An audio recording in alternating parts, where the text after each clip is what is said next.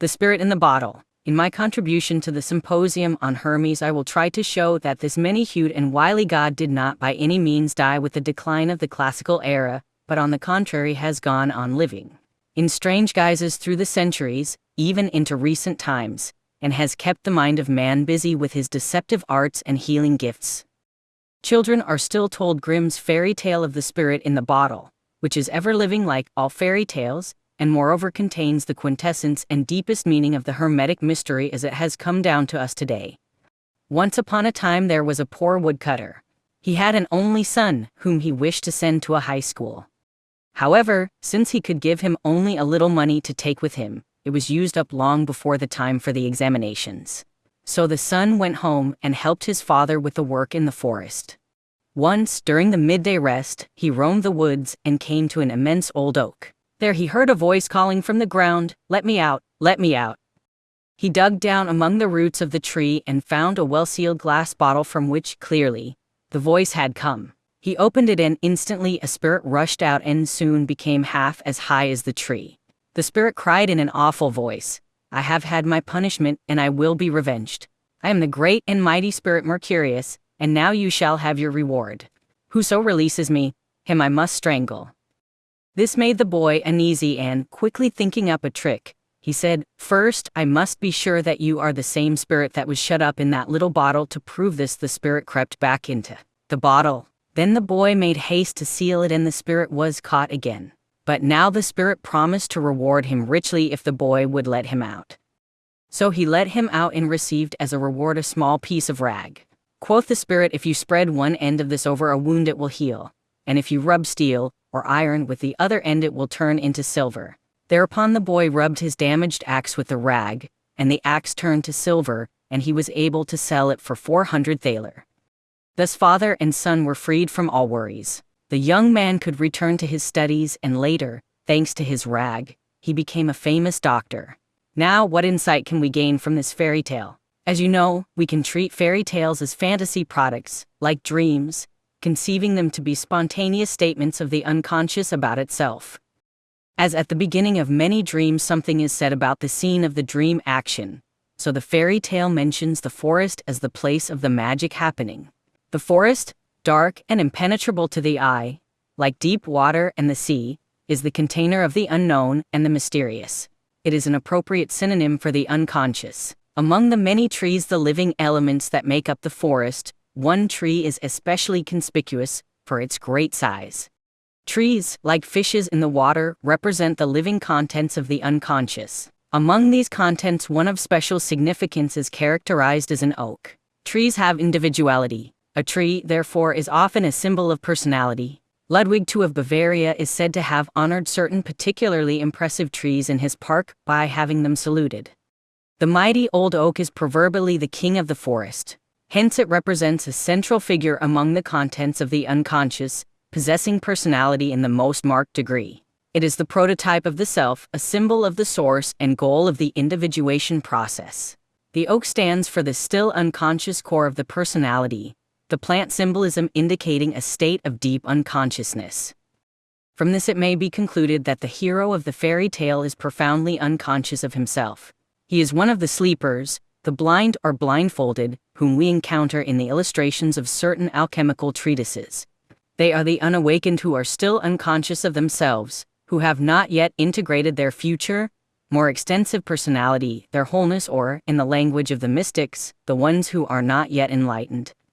For our hero, therefore, the tree conceals a great secret. The secret is hidden not in the top but in the roots of the tree, and since it is, or has, a personality, it also possesses the most striking marks of personality: voice, speech, and conscious purpose, and it demands to be set free by the hero. It is caught and imprisoned against its will, down there in the earth among the roots of the tree.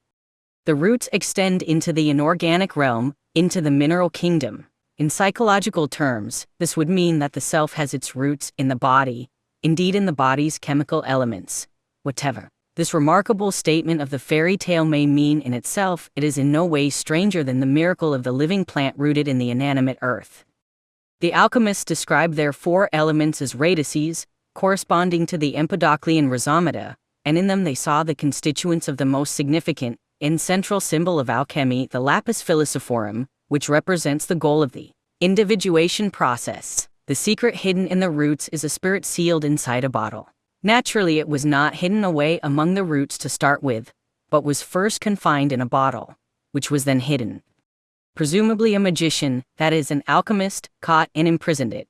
As we shall see later, this spirit is something like the numen of the tree, its spiritus vegetativus, which is one definition of Mercurius. As the life principle of the tree, it is a sort of spiritual quintessence abstracted from it, and could also be described as the principium individuationis. The tree would then be the outward and visible sign of the realization of the self.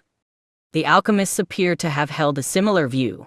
Thus the Aurelia Occulta says, the philosophers have sought most eagerly for the center of the tree which stands in the midst of the earthly paradise. According to the same source, Christ himself is this tree. The tree comparison occurs as early as Eulogius of Alexandria, c. AD 600, who says, "Behold in the Father the root, in the Son the branch, and in the Spirit the fruit, for the substance in the three is one." De Mercurius, too, is Trinus et Unus.